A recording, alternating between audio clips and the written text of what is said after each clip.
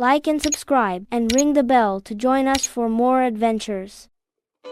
Timo carries a large iron shovel during a long hike. The shovel swings heavily at his side with every step. He realizes he no longer needs it for the journey ahead. A new word becomes important in this moment: relinquish. Relinquish means to give something up willingly. Holding on to the heavy shovel only slows him down. Timo sets the shovel down beside the trail. His pack feels much lighter.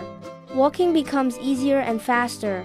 Timo remembers that to relinquish means to let go of something when it no longer serves a purpose, and that releasing unnecessary weight helps him move forward with greater ease. For more cartoon stories and advanced English vocabulary, and to build the skills you need for exam success, visit vocabcartoons.com. Cartoons, quizzes, and games that help you learn fast. Start free.